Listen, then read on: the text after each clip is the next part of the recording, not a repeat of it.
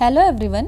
तो आज हम पढ़ने वाले हैं टाइप्स ऑफ प्लानिंग एंड इसके बाद के टॉपिक्स को हम कवर करेंगे और इससे पहले की वीडियोस आपको प्लेलिस्ट में अवेलेबल मिल जाएगी, आप देख सकते हैं। ठीक है, तो देखते हैं कितने तरह का प्लानिंग हो सकता है। तो इम्पेरेटिव प्लानिंग, तो इम्पेरेटिव प्लानिंग का क्या मतलब है, ये सेंट्रलाइज्ड प्लानिंग होता है। ठीक है, इसमें जो है स्टेट जो है कंट्रोल करती है रिसोर्सेज को, टारगेट्स को, एलोकेशन को कौन देखता है, स्टेट। ठीक है, इसीलिए इसको हम क्या कहते हैं, सेंट्रलाइज्ड प्लानिंग। तो ये सबसे ज़्यादा हमें सोशलिस्ट इकोनॉमीज़ में देखने के लिए मिलता है, जहाँ पे स्टेट जो है क्या करती है, डिसाइड करती है प्रोडक्शन और प्रायोरिटीज़ को। ठीक है, नेक्स्ट फिर देखते हैं इंडिकेटिव प्लानिंग। अब इंडिकेटिव प्लानिंग क्या है, इसमें गवर्नमेंट जो है सेट करती है ब्रॉड गोल और डायरेक्शन को। ठीक है, और प्राइवेट सेक्टर जो है ये फ्री है टू ऑपरेट। ठीक है, तो इंडिकेटिव प्लानिंग क्या है, इसमें जो है ब्रॉड गोल और डायरेक्शन जो है गवर्नमेंट ही सेट करता है और जो प्राइवेट सेक्टर है ये चाहे तो ऑपरेट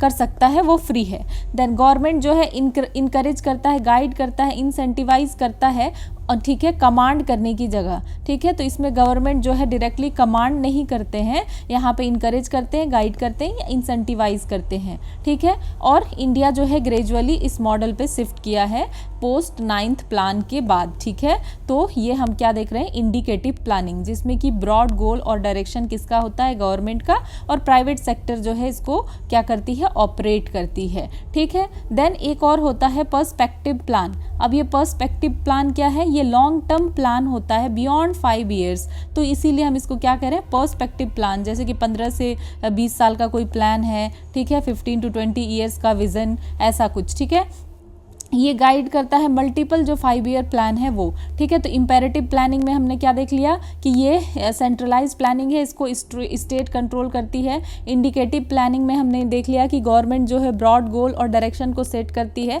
और प्राइवेट सेक्टर जो है ऑपरेट करते हैं। देन पर्सपेक्टिव प्लान में हमने क्या देखा कि ये लॉन्ग टर्म प्लान है, 5 ईयर से 5 साल के बियॉन्ड वाला। ठीक है, अब देखते हैं प्लानिंग इन इंडिया कि इंडिया में जो है कैसे कैसे प्लानिंग हुआ। ठीक है, तो जो पहला 8 प्लान था, पहला जो 8 प्लान था, इसका फोकस किसके ऊपर था, पब्लिक सेक्टर के ऊपर था और हैवी इंडस्ट्रीज़ के ऊपर मेनली फोकस था।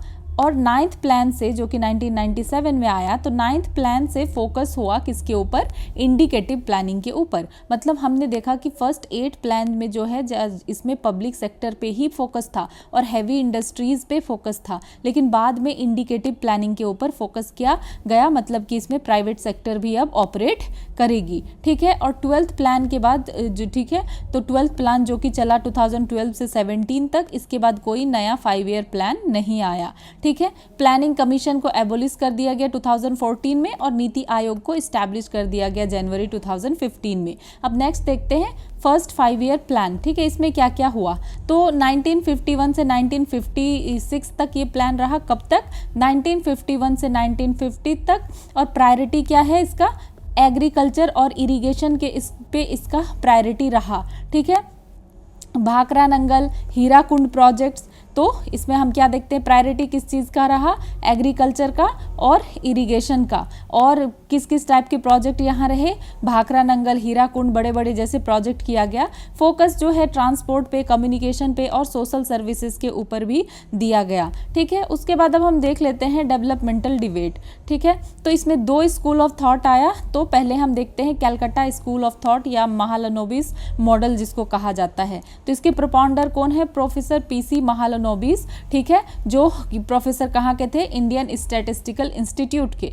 तो इनका कोर आइडिया इन्होंने क्या दिया कि यहाँ पे स्टेट लेड हैवी और कैपिटल इंटेंसिव इंडस्ट्रियलाइजेशन होना चाहिए, ताकि हम इकोनॉमी को काफ़ी ज़्यादा कमांडिंग हाइट तक लेकर के जा सके, ऊंचाई तक लेकर जा सके। तो इन्होंने किसके ऊपर फोकस किया, हैवी और कैपिटल इंटेंसिव इंडस्ट्रियलाइजेशन के ऊपर। देन पब्लिक सेक्टर का क्या रोल रहेगा कि पब्लिक सेक्टर जो है बिल्ड करेगी steel, heavy machinery, large capital goods industries, बड़ी बड़ी इंडस्ट्रीज़, बड़ी बड़ी फैक्ट्रीज़ को लगाएगी। ठीक है, और प्राइवेट सेक्टर जो का क्या रहेगा, कॉम्प्लीमेंट्री रोल रहेगा मिक्स्ड इकोनॉमी में। बेसिकली ज़्यादा फोकस किसके ऊपर है, पब्लिक सेक्टर के ऊपर फोकस है। पब्लिक सेक्टर का रोल भी ज़्यादा इसमें रहने वाला है, स्टील को बनाना, बिल्ड करना, हैवी मशीनरीज़ को। ठीक है, लॉजिक क्या था कि capital goods produce machines that build other machines. तो क्या कह रहा है, लॉजिक ये था कि जो कैपिटल गुड्स है, तो ये क्या कैपिटल गुड्स क्या है, ये एक तरीके का इन्वेस्टमेंट है। इससे हम लोग क्या करेंगे, मशीनरी खरीदेंगे और ये मशीन जो है फिर बनाएगी, क्या करेगी, अदर मशीन को बिल्ड करेगी। तो ये लॉन्ग टर्म इंडस्ट्रियल बेस का प्लान था, ठीक है। और फिर क्या होगा, कंज्यूमर गुड्स का प्रोडक्शन फिर फ्यूचर में किया जाएगा, ठीक है। अगर शॉर्ट टर्म ग्रोथ जो है स्लो भी होता है तो हमें लॉन्ग टर्म आउटपुट जो है काफ़ी ज़्यादा हायर मिलने वाला है, ठीक है। हैवी और basic industry to produce large equipment, कि हैवी और बेसिक इंडस्ट्री होगा जो कि बड़े बड़े इक्विपमेंट को बनाएगा, जैसे कि स्टील इंडस्ट्री, ठीक है। उसके बाद फिर a factory setup from large equipment, ठीक है। उसके बाद जो है इन लार्ज इक्विपमेंट से क्या किया जाएगा, एक फैक्ट्री सेटअप किया जाएगा फ्रॉम हैवी बेसिक इंडस्ट्रीज। तो ये हमने देखा कि इसी हैवी बेसिक इंडस्ट्रीज से एक जो है फैक्ट्री सेटअप किया जाएगा, ठीक है। फिर मशीन्स क्या करेगी, machines produced from the factory, फिर फैक्ट्री से मशीन्स को बनाया जाएगा, ट्रैक्टर्स, मशीन, टूल्स, इक्विपमेंट्स वगैरह को। तो ये बेसिकली जो है प्लान था कि हैवी और बेसिक इंडस्ट्री बनाया जाएगा, फैक्ट्री सेटअप किया जाएगा, इसमें फिर क्या किया जाएगा, मशीन्स को प्रोड्यूस किया जाएगा, जो कि बेसिकली हमने देखा कि capital goods produce machine that build other machines, ठीक है। तो नेचर ऑफ इन्वेस्टमेंट का नेचर क्या रहेगा, कैपिटल इंटेंसिव रहेगा और जॉब जो है कम रहेगा इनिशियली, ठीक है। और इसका जेस्टेशन पीरियड क्या होगा, लंबा होगा, और हमें जो है फ़ायदा जो है ये रिटर्न क्या होगा, क्योंकि इतना लंबे टाइम के लिए इतना बड़ा प्रोजेक्ट हम कर रहे हैं तो रिटर्न तो डिलेड मिलेगा, ठीक है। लेकिन क्या होगा, क्रिएट होगा फाउंडेशन जो है इंडस्ट्रियल ग्रोथ का, इससे हमारी इंडस्ट्री स्टार्ट तो होगी, भले ही शॉर्ट टर्म ग्रोथ होगा लेकिन जो है ज़्यादा आगे चल के इंडस्ट्रियल ग्रोथ होगा। तो आउटकम और सिग्निफिकेंस क्या आया कि यही जो है गाइड किया इंडिया का अर्ली प्लानिंग, ठीक है। इस जो कैलकाटा, ठीक है, कैलकाटा स्कूल ऑफ थॉट का जो महालनोबिस मॉडल था, तो ठीक है, तो इसको जो है इंडिया का अर्ली प्लानिंग में हेल्प किया, स्पेशली सेकेंड 5 ईयर प्लान में हमें ये देखने के लिए मिलता है, ठीक है। और ये गवर्नमेंट को काफ़ी ज़्यादा इन्फ्लुएंस किया, ठीक है। उसके बाद यहाँ पे क्या फेवर किया गया, बेसिक और हैवी इंडस्ट्रीज को फेवर किया गया एज ए ग्रोथ इंजन्स, ठीक है। ये हम समझ गए। नेक्स्ट अब देखते हैं नेक्स्ट स्कूल ऑफ थॉट क्या था, बॉम्बे स्कूल ऑफ थॉट, जिसमें कहा गया वेज गुड्स स्ट्रैटेजी के बारे में। इसके प्रोपाउंडर थे CN वकील और PR ब्रह्मानंद, ठीक है। तो इनका कोर बिलीफ क्या था कि इंडिया जो है लैक्स कैपिटल, अगर हम ऐसे बड़े बड़े कैपिटल वाले प्रोजेक्ट्स अगर हम बना रहे हैं तो हमारे पास तो कैपिटल नहीं है, पैसे चाहिए आपके पास, तभी तो आप इन्वेस्टमेंट कर पाएंगे, ठीक है। लेकिन हमारे पास एबंडेंट में चीप लेबर बहुत है अपने पास, ठीक है। और साथ में क्या है, डिसगाइज्ड अनएम्प्लॉयमेंट भी है, ठीक है, कि इनके पास तो है, कभी तो कुछ काम है और कभी इनके पास कुछ काम नहीं है, ठीक है। या फिर एक ही खेत में जो है काफ़ी सारे लोग काम कर रहे हैं और मार्जिनल प्रोडक्टिविटी क्या हो रहा है, नहीं हो रहा है, नहीं मिल रहा है, ज़ीरो हो रहा है, ठीक है। तो यहाँ पे हमारे पास क्या है, एबंडेंट में चीप लेबर बहुत ज़्यादा अवेलेबल हैं। सो स्ट्रैटेजी क्या था कि सरप्लस लेबर को यूज़ करो, ठीक है, use surplus labour for low capital labour intensive industries, कि जो हमारे पास सरप्लस लेबर है उसको यूज़ किया जाए और लो कैपिटल लेबर इंटेंसिव इंडस्ट्रीज़ को जो है ज़्यादा से ज़्यादा लगाया जाए, ठीक है। जो क्या करेगा, जो प्रोड्यूस करेगा वेज कंज्यूमर गुड्स, ठीक है, जैसे कि clothes, bicycle, radios, snacks, simple manufacturer किया जाए, ठीक है। क्या किया जाए, सिंपल मैन्युफैक्चर किया जाए। तो रैशनल क्या था इसके पीछे कि क्विक आउटपुट, ठीक है, प्लस रैपिड रिटर्न, कि इतना हमें वेट नहीं करना पड़ेगा बड़े बड़े इंडस्ट्रीज़ की तरह, जो जल्दी से हमें आउटपुट और रैपिड रिटर्न मिलेगा और इमीडिएटली जो है एम्प्लॉयमेंट जनरेट करेगा, ठीक है। तो इसमें क्या होगा, जो है वर्कर बनाएंगे गुड्स को, ठीक है, workers make good and then buy those same goods with their wages. मतलब क्या है कि पहले तो उन्होंने गुड्स को बनाया, ठीक है, वर्कर्स ने गुड को बनाया और उन्हीं लोगों ने फिर क्या किया, उन जो भी गुड्स था उन सारे गुड्स को जो है वर्कर्स ने ही खरीद लिया, ठीक है। अपने वेजेज से जो भी उनको पैसा मिला, ठीक है, उनसे जो है उन्होंने खरीद लिया। तो these are called wage goods because worker themselves create the demand for them. तो वेज गुड्स क्यों कहा जा रहा है? क्योंकि जो वर्कर है वो खुद ही डिमांड क्रिएट कर रहे हैं, ठीक है। तो डिमांड जो है सस्टेन करेगा प्रोडक्शन को। तो सिंपल सा फंडा था क्या कि वर्कर्स जो है गुड बनाएंगे, ठीक है, और वो उस गुड्स को जो है उन्हीं सेम गुड्स को वो खरीदेंगे जब उनको अपनी सैलरी मिलेगी, वेज मिलेगा। तो इसको हम लोग कहेंगे वेज गुड्स, क्योंकि वर्कर खुद ही डिमांड क्रिएट कर रहे हैं, ठीक है। तो इसी तरीके से डिमांड की वजह से हमारा प्रोडक्शन भी चलेगा। तो अब नेक्स्ट देखते हैं कि इन्वेस्टमेंट फोकस किसके ऊपर होगा, ठीक है। In agriculture, rural infrastructure, agro based industries, simple consumer manufacturing बनाया जाएगा, ठीक है, कंज्यूम करने के लिए, एंड एक्सपोर्ट के ऊपर फोकस किया जाएगा। ये बिल्कुल अपोजिट था महालनोबिस मॉडल के, जिसने क्या किया, रिजेक्ट किया कैपिटल हैवी को और स्लो जेस्टेशन स्टील या हैवी इंडस्ट्रीज को, कि मतलब लगा अभी हम रहे हैं फैक्ट्री और पता नहीं इसका आउटकम आउटपुट कितने दिन बाद आएगा, बहुत जो है टाइम लगेगा, स्लो है, ठीक है। और ये प्रायोरिटाइज किसके ऊपर किया, एम्प्लॉयमेंट के ऊपर और कंजम्पशन फर्स्ट के ऊपर जो है इसकी प्रायोरिटी थी, ठीक है। तो एक्सपेक्टेड आउटकम क्या था, अब क्या सोचा जा रहा था कि इस प्लान से हमें क्या फ़ायदा होगा? तो इस प्लान से हाई जॉब क्रिएशन होगा, ज़्यादा से ज़्यादा क्या होगा, जॉब क्रिएट होगा, ग्रोथ फास्टर होगा और एक्सपोर्ट लेड अर्निंग होगा, एक्सपोर्ट के ऊपर ध्यान दिया जाएगा, ठीक है। और अगर हम ब्रॉड बेस्ड प्रॉस्पेरिटी देखें तो इसका क्या थॉट था कि जैसे कि Japan, Taiwan, south Korea model है, तो कुछ इस टाइप का हमारा जो है होगा, ठीक है। तो इस तरीके से हमें जो है ध्यान इस चीज़ का जो है सोचा गया कि ऐसा कुछ इसका आउटकम आने वाला है। अब देखते हैं कि अदर प्लान्स और मॉडल्स जो थे वो क्या क्या थे, ठीक है। तो सर्वोदया प्लान एक आया 1950 में जेपी नारायण के द्वारा। ये इंस्पायर्ड था गांधीयन फिलॉसफी से ये प्लान, ठीक है। और इसमें इम्फेसिस किसके ऊपर दिया गया, एग्रीकल्चर के ऊपर और स्मॉल और कॉटेज इंडस्ट्रीज के ऊपर, और जो है लैंड रिफॉर्म के ऊपर भी स्ट्रेस किया गया, ठीक है। और कहा गया कि हमें जो है सेल्फ रिलायंस जो है हमें चाहिए, ठीक है, और फ्रीडम फ्रॉम फॉरेन टेक्नोलॉजी, कि फॉरेन टेक्नोलॉजी पे हम ज़्यादा डिपेंडेंट ना रहे और हम सेल्फ रिलायंट बने, ठीक है। तो ये कौन सा प्लान था, सर्वोदया प्लान था 1950 का, जेपी नारायण के द्वारा लाया गया।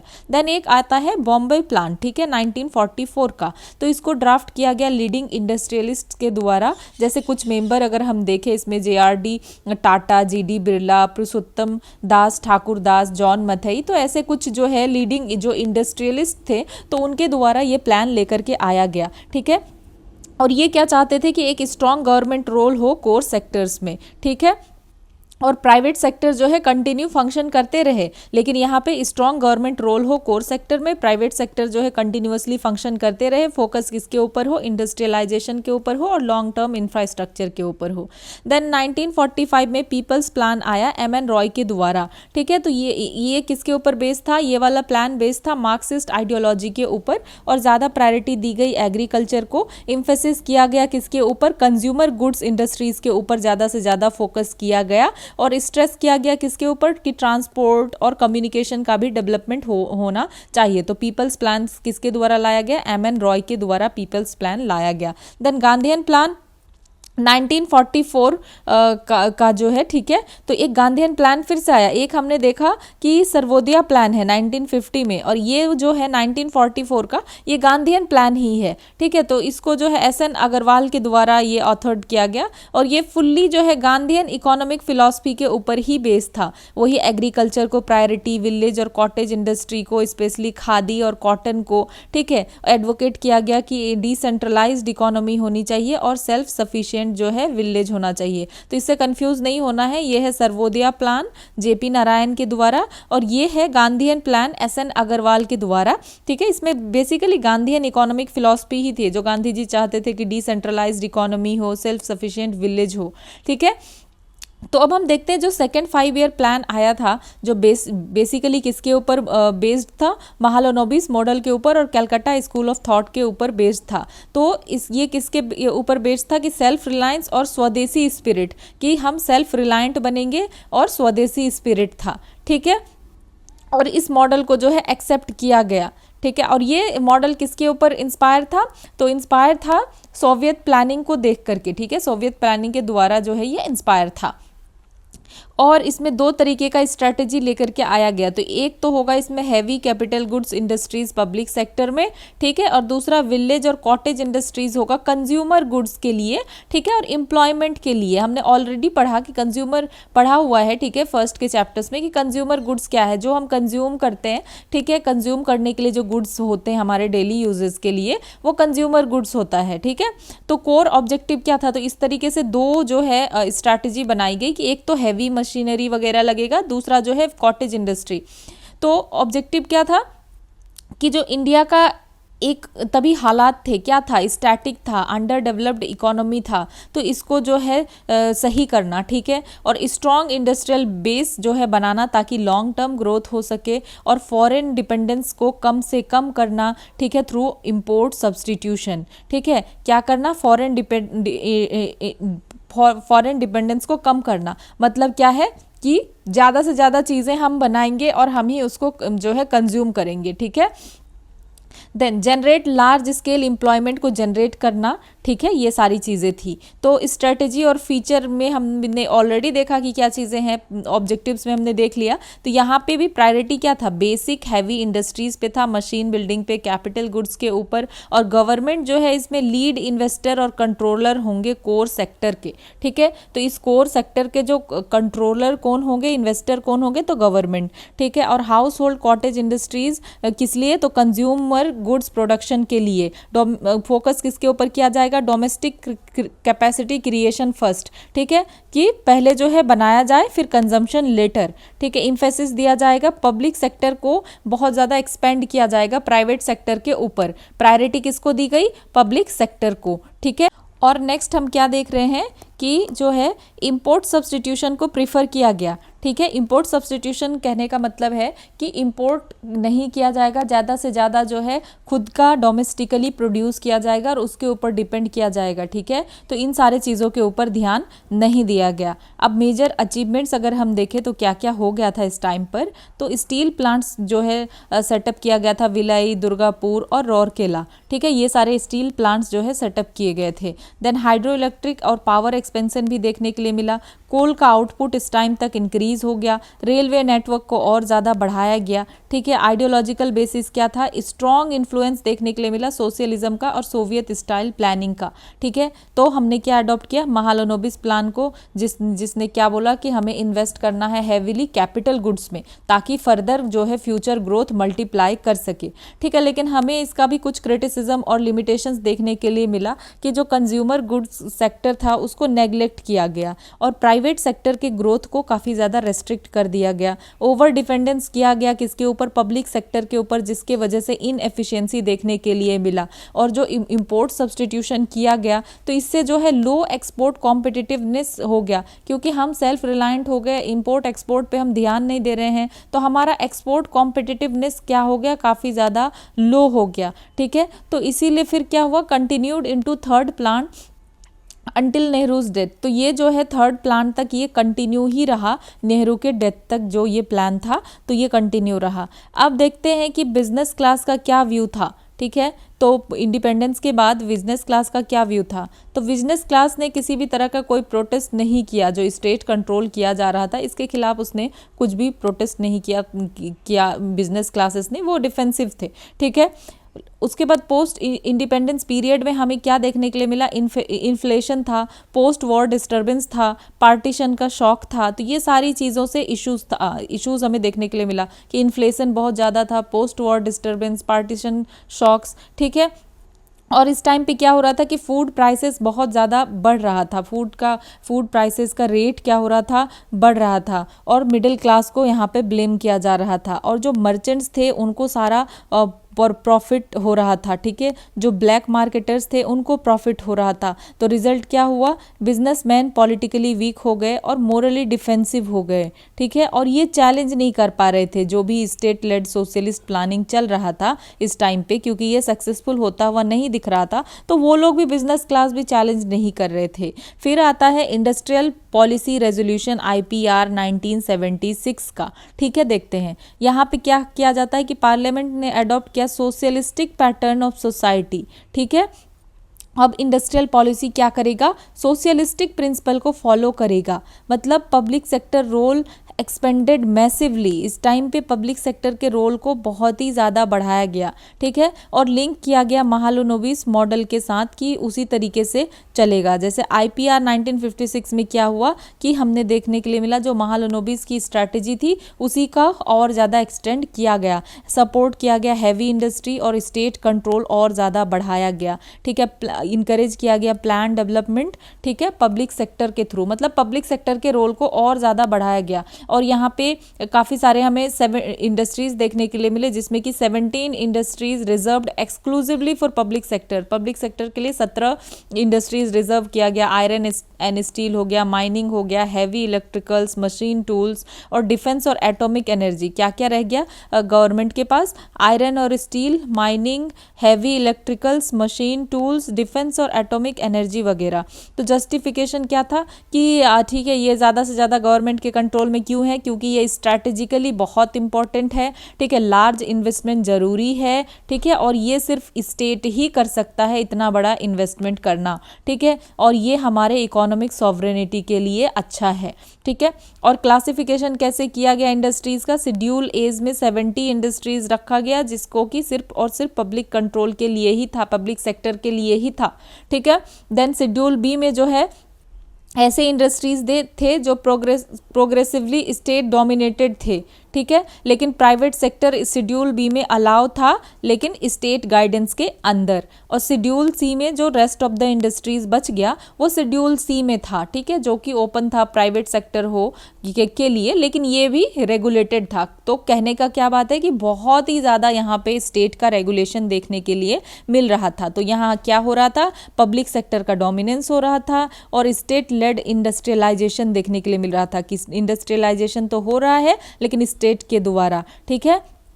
और यहाँ हम क्या देख रहे हैं? Consolidated socialist economic direction of India. तो अब रिजल्ट हम देख लेते हैं कि रिजल्ट क्या आया। ऑब्वियसली हमने देख भी लिया पर एक और कुछ चीज़ें डेप्थ में देख लेते हैं कि यहाँ पे डोमिनेंस हुआ, स्टेट लेड इंडस्ट्रियलाइजेशन देखने के लिए मिला, पब्लिक सेक्टर का मोनोपोली की कुछ इंडस्ट्रीज में जो इंपॉर्टेंट इंडस्ट्रीज थी उसमें देखने के लिए मिला, प्राइवेट सेक्टर को काफ़ी ज़्यादा रेस्ट्रिक्ट किया गया, ठीक है, फॉर्मली अलाउ था लेकिन काफ़ी ज़्यादा रेस्ट्रिक्शंस में प्राइवेट सेक्टर था, ठीक है। और यहाँ पे rise of licensing and control शुरू हो गया जिसको कि हम लाइसेंस राज कहते हैं कि लाइसेंस राज आ गया, ठीक है, क्योंकि यहाँ पे बहुत ही ज़्यादा कंट्रोल किया जा रहा था। तो हम देखते हैं इंडस्ट्रीज डेवलपमेंट और रेगुलेशन एक्ट 1951 का, तो ये फॉर्मुलाइज करता है इंडस्ट्रियल लाइसेंसिंग को। ये क्या क्या कंट्रोल कर रहा था? अगर एंट्री करना है या एक्सपेंड करना है तो इसको कंट्रोल कर रहा था। कैपेसिटी, किसी भी इंडस्ट्रीज की कैपेसिटी, लोकेशन, टेक्नोलॉजी का चॉइस, आउटपुट मिक्स और इम्पोर्ट कंटेंट, ठीक है, कि इम्पोर्ट क्या कर रहे हैं, आउटपुट में क्या हो रहा है, सारी चीज़ों को ये एक्ट जो है कंट्रोल कर रहा था। कौन सा है act? Industries development and regulation act 1951, ठीक है। तो इसका ऑब्जेक्टिव क्या था कि plan development plus prevent monopoly plus protect small industry और रीजनल बैलेंस। तो ये जो है इस एक्ट का ऑब्जेक्टिव था कि प्लान डेवलपमेंट हो, मोनोपोली को रोका जाए और स्मॉल इंडस्ट्री को प्रोटेक्ट किया जाए और रीजनल बैलेंस भी आए, ठीक है। लेकिन रियलिटी में हमें क्या देखने के लिए मिल रहा था? ये तो लॉ में था, एक्ट में था, पर रियलिटी में ये था कि एक्सेसिव ब्यूरोक्रेसी देखने के लिए मिला, रेड टेपिज्म था जिसके वजह से क्या हो रहा है? डिलेज हो रहा है, ठीक है। Creeping state supervision over economy, कि यहाँ पे स्टेट का सुपरविजन बहुत ज़्यादा हो रहा था इकोनॉमी के ऊपर। Development divided between public and private, और जो भी डेवलपमेंट था ये पब्लिक और प्राइवेट के बीच डिवाइड हो रहा था, ठीक है।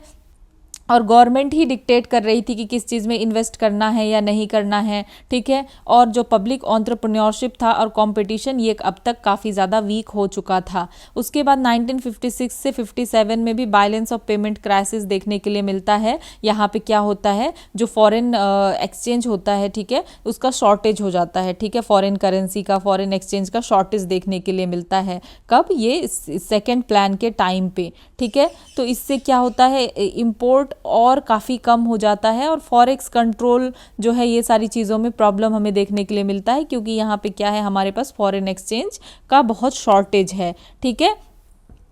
ठीक है। Then origin of license, quota, permit, Raj, तो ये सब भी हो रहा था। लाइसेंस और कोटा ये सब का के लिए परमिशन लेना पड़ रहा था। अब देखिए पॉलिटिकल इकोनॉमी में क्या चल रहा था, तो सिस्टम बिकम डीपली इंट्रेंस्ड, यहाँ पे ब्यूरोक्रेसी, पॉलिटिकल नेक्सस को ज़्यादा फायदा हो रहा था। ठीक है, कुछ बिजनेस ग्रुप्स जो थे तो ये प्रोटेक्शन इंजॉय कर रहे थे, लेकिन डिफ़िकल्ट टू डिसमेंटल लेटर। तो यहाँ पे हम क्या देख पा रहे हैं कि ब्यूरोक्रेसी, पॉलिटिकल नेक्सस को ही ज़्यादा फायदा हो रहा है। ओवरऑल आउटकम इसका क्या आया कि हैवी इंडस्ट्रियल बेस तो बना, लेकिन इनएफिशिएंसी हुआ, स्टैग्नेशन इकोनॉमी में देखने के लिए मिला, कॉम्पिटिटिवनेस खत्म हो गया, क्योंकि हमने देखा कि स्टेट का इतना ज़्यादा कंट्रोल हो रहा है कि जो है कॉम्पिटिटिवनेस बिल्कुल ख़त्म हो गया, और प्राइवेट सेक्टर का ग्रोथ बहुत ही ज़्यादा क्या हो गया, स्लो हो गया, क्योंकि इतना ज़्यादा लाइसेंस था, एंट्री में हर चीज़ में बैरियर था, इवन एक्सपेंड करने में बैरियर था, तो कैसे जो है ग्रो कर पाता, तो ग्रो नहीं कर पा रहा था। तो हमें जो है ये सारी चीज़ें देखने के लिए मिली। अब हम देखते हैं कि किस तरीके से हमको जो है फेलियर देखने के लिए मिला मिक्स्ड इकोनॉमी का जो हमने अडॉप्ट किया था। ठीक है, तो इस टाइम पे क्या हुआ कि combined the worst of both system.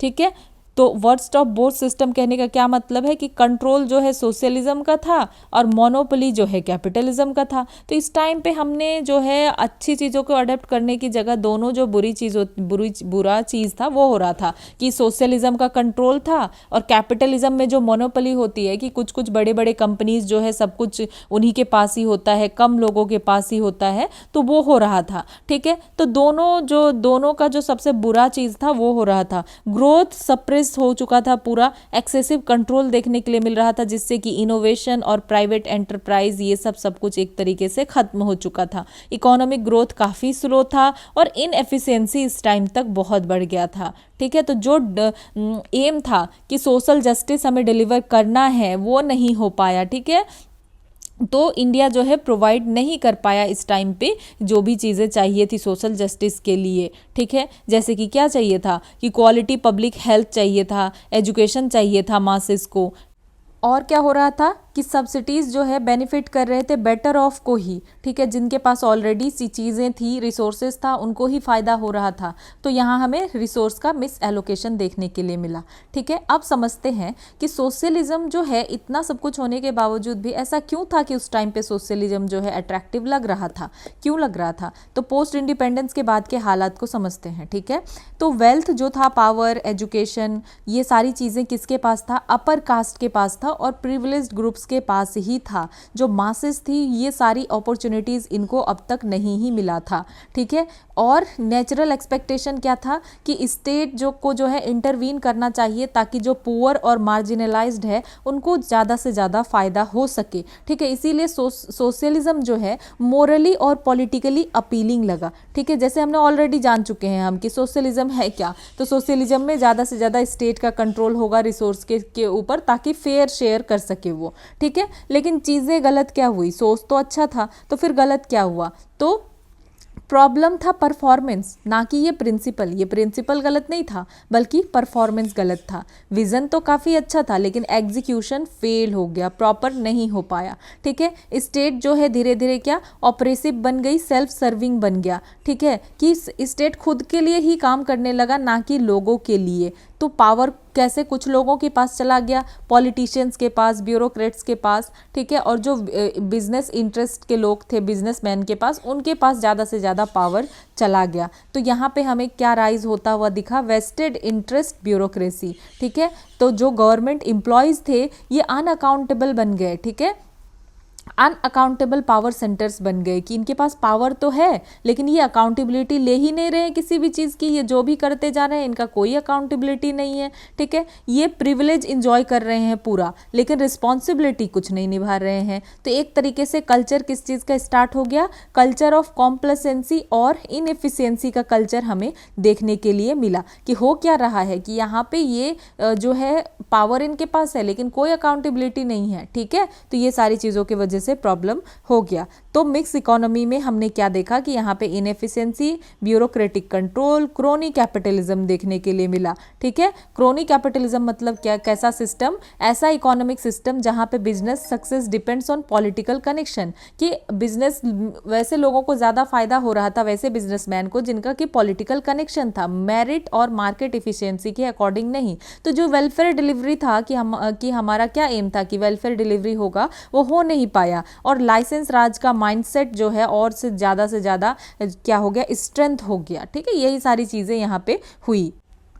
अब नेक्स्ट देखते हैं कि क्या सोशलिज्म और प्लानिंग स्ट्रैटेजी में कोई प्रॉब्लम थी, कोई फ्लॉ था क्या। तो हाँ, इसमें भी कुछ फ्लॉज थे। ठीक है, देखते हैं वो क्या थे। इनवर्ड लुकिंग स्ट्रैटेजी था। ठीक है, फॉलो किया गया इंपोर्ट सब्सटीट्यूशन, ना कि एक्सपोर्ट प्रमोशन। तो इंपोर्ट सब्सटीट्यूशन कहने का क्या मतलब था कि फॉरेन इंपोर्ट्स के ऊपर डिपेंडेंस को कम कर दिया गया और सारी चीज़ों को डेवलप डोमेस्टिकली ही किया जा रहा था, डोमेस्टिकली ही सारी चीज़ों को प्रोड्यूस किया जा रहा था। तो इससे क्या हुआ कि लिमिटेड इंटीग्रेशन हुआ वर्ल्ड ट्रेड के साथ, ग्लोबल प्रोस्पेरिटी में हमने ज़्यादा लाभ या फ़ायदा नहीं उठाया। ठीक है, उसके बाद और क्या देखने के लिए मिला कि जो पब्लिक सेक्टर था ये इनएफिशिएंट था। लार्ज और मोनोपोलिस्टिक पब्लिक सेक्टर अंडरटेकिंग्स या पीएसयूज हमें देखने के लिए मिले। ठीक है, लेकिन जो है इनके पास प्रॉपर ऑटोनॉमी नहीं थी। ठीक है, इसीलिए इनएफिशिएंसी और लो प्रोडक्टिविटी देखने के लिए मिला और जितना उनको सरप्लस जनरेट करना चाहिए था वो नहीं कर पाए क्योंकि एक्सेसिव कंट्रोल था। ठीक है, और क्या देख पा रहे हैं हम, प्राइवेट सेक्टर के ऊपर क्या था, एक्सेसिव कंट्रोल था, ओवर रेगुलेशन था, लाइसेंसिंग चल रहा था, हर चीज़ के लिए लाइसेंस चाहिए था। ठीक है, केस बाय केस गवर्नमेंट का कंट्रोल देखने के लिए मिल रहा था, इससे कंपटीशन घट रहा था।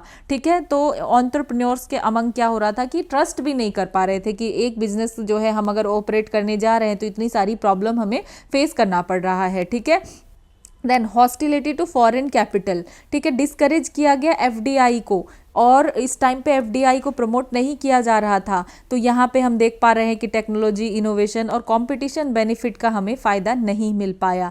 ठीक है, देन ऑर्गेनाइज्ड लेबर पैम्पर्ड।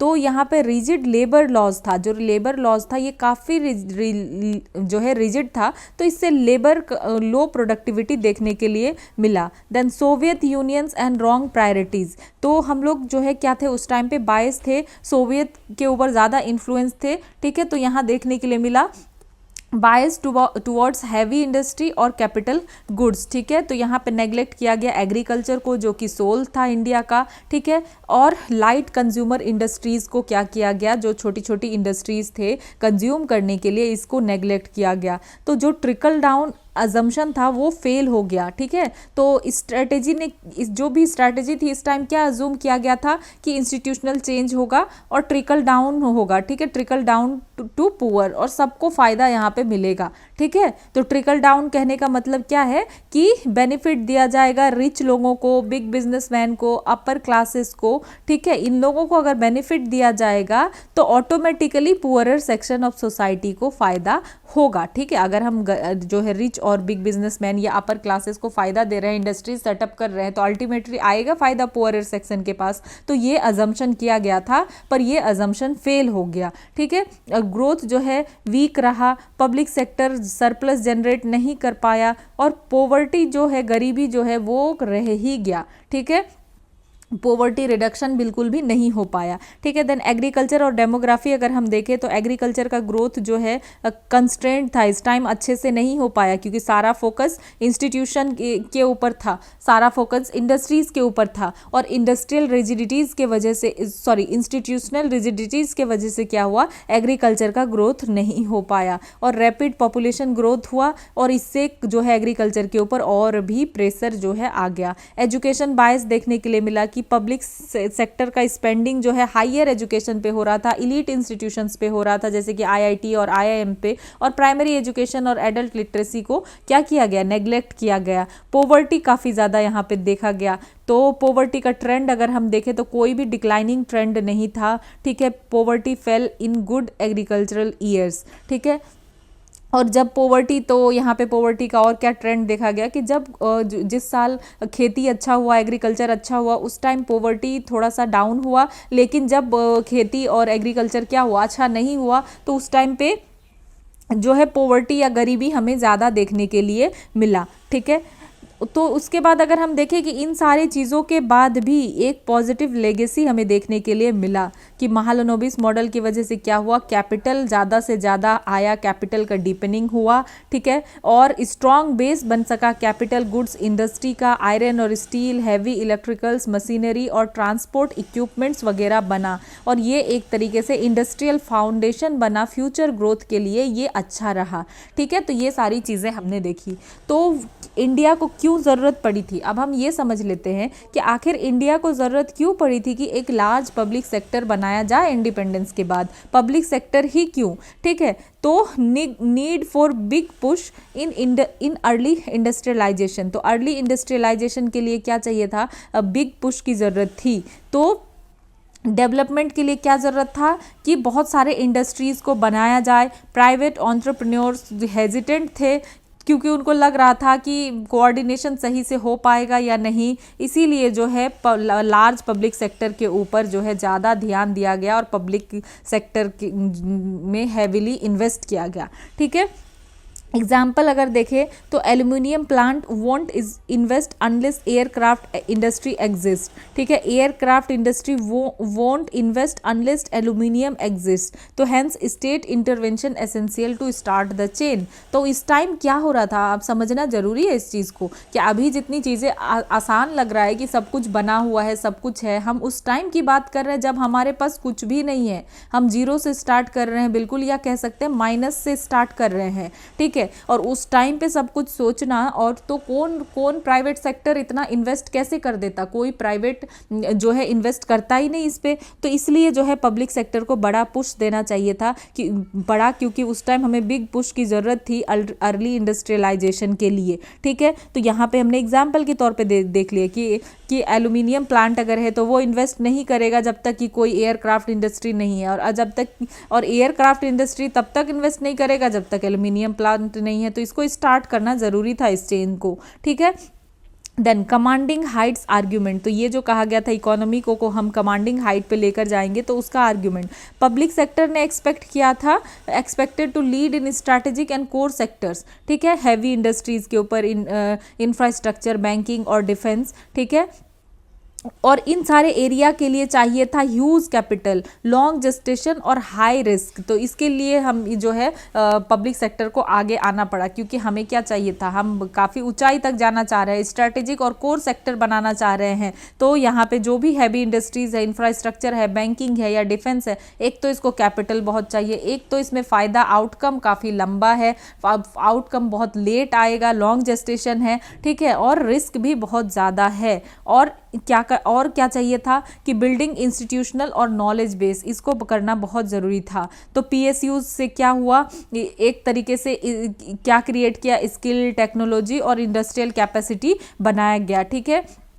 जैसे HAL को बनाया गया, IDPL, PSBs, तो यहाँ पे क्या हुआ कि ये सारी चीज़ों को उस टाइम पे बनाया गया और क्रिएट किया गया, एक तरीके से हम कह सकते हैं इकोनॉमिक फाउंडेशन। तो पब्लिक सेक्टर ने क्रिएट किया इंफ्रास्ट्रक्चर, तो एक तरीके से इंडस्ट्री का जो स्केलेटन है वो उस टाइम बना, ठीक है।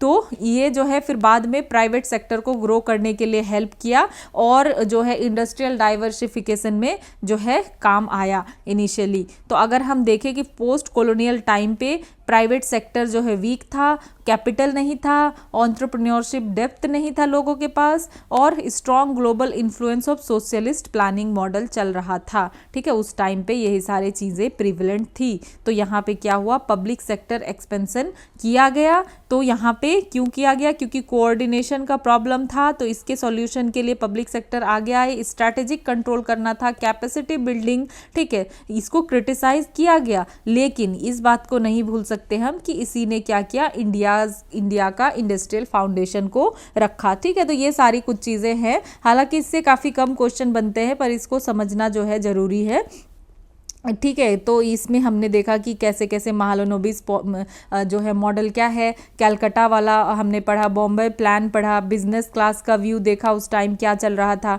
ठीक है। देन ये कुछ हमने प्लान्स देखे। तो इसके बाद अब हम आज यहीं तक फिनिश करते हैं।